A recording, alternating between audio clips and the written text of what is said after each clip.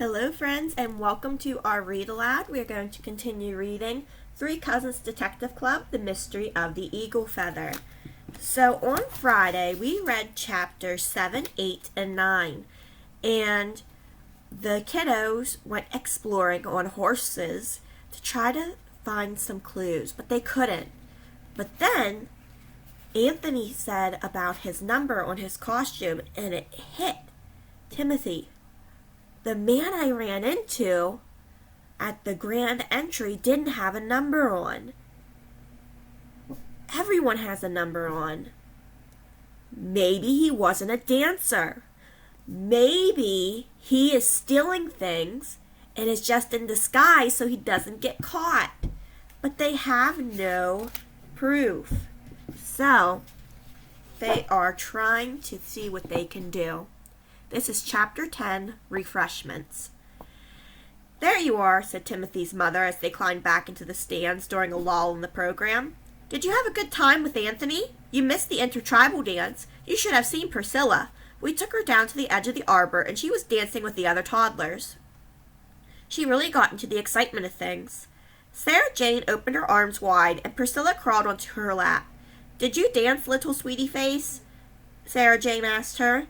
Oh, you're the cutest little baby in the whole wide world, aren't you? S.J., please, groaned Timothy. Well, she is, said Sarah Jane staunchly. Aren't you, Priscilla? Priscilla nodded happily. The cousins sat in a row, not saying much. It was a funny feeling to have so much on your mind and yet not feel ready to talk about it. The grown-ups were no longer talking about remodeling kitchens. They had moved on to talking about remodeling bathrooms. Timothy wondered if a person could actually die of boredom. Then he realized that he wasn't bored. He was restless.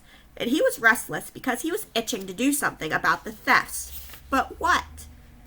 Then the drumming started up again, and it was hard to think of anything else. This was Anthony's contest, and Timothy felt a surge of pride. It was almost like being down there with him. He felt a lot less restless when the dance was over. Anthony ended up with third prize, which wasn't bad at all. There had been a lot of good competition. Timothy found himself wondering about Anthony's Uncle John. He hoped he wouldn't give up dancing because of his missing fan. Anthony must have been able to put his worries about his uncle out of his mind, Timothy thought. It sure seemed Anthony was concentrating on his dancing, or maybe it was that he was dancing for his uncle. Timothy remembered Anthony once telling him that a dancer sometimes dedicated a dance to someone who needed help. Anthony had said that you always dance better when you're dancing for someone else. Timothy wished he had a way to help his father's voice broke into his thoughts. How about a snack? What does that sign down there mean? Indian fry bread. What's that? And what are Indian tacos? Let's go find out.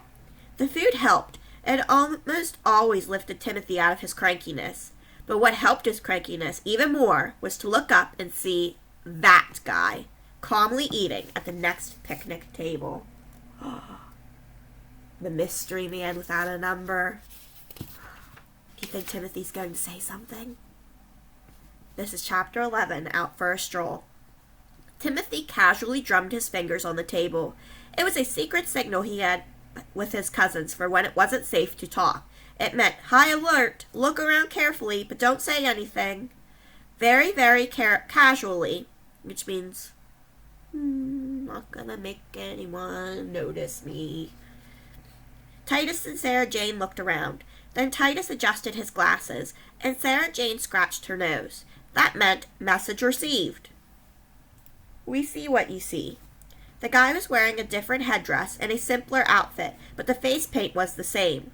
There was no sign of John's fan. What was he doing? Stashing the stuff somewhere and coming back for more? I see a little girl who needs a nap, said Timothy's mother as Priscilla rubbed her eyes. Maybe I should put her in her stroller and walk her around. Maybe she'll drop off to sleep. We'll do it, Timothy volunteered. He gave a long, slow stretch which meant, follow my lead. Sure, said Titus. I feel like walking around somewhere anyway. Sounds like fun, said Sarah Jane. Oh, would you? Said Timothy's mother, obviously pleased. That will give me some more time to visit with Bill and Judy. The topic was now water in the basement. Who could resist that? Fortunately, Priscilla was not in one of her me-do-it moods, where she insisted on pushing the stroller herself. That would have ruined the plan. As it was, she got into her stroller without a fuss, and when the guy at the next table got up to leave, he never suspected a thing. He didn't even notice that he was being followed at a safe distance, followed by 3 nice kids who just happened to be out for a stroll with a baby. They're telling him, which means they're following him, see what he's up to. This is Chapter 12, Teepees. Before long, they were joined by a 4th nice kid. Anthony, now dressed in jeans and a t-shirt, caught up with them. Timothy said, "Hey, you were great out there." "Yeah," said Anthony with a happy grin. "Thanks. What are you guys doing now? Just taking your baby sister for a walk?" "I'm glad it looks like that," replied Timothy, "because we're also keeping a suspect under surveillance." It was a phrase he had heard on TV, and he had always wanted to use it. "Who's the suspect?"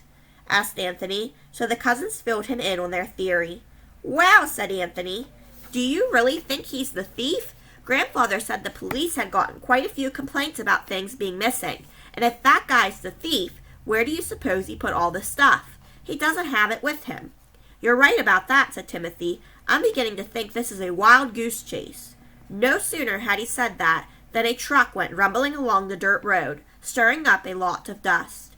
They closed their eyes, coughing and spluttering. When they looked again, the suspect had disappeared among the cars and teepees. "As I was saying," sighed Timothy, "a wild goose chase. I don't know, should we tell the police we saw a suspicious-looking character?" When you come right down to it, the only thing suspicious about him was that he wasn't wearing a dance number. Anthony shrugged. "It wouldn't hurt, I guess. I don't know if they have much else to go on. If you like, I'll go talk to them now and catch up with you later."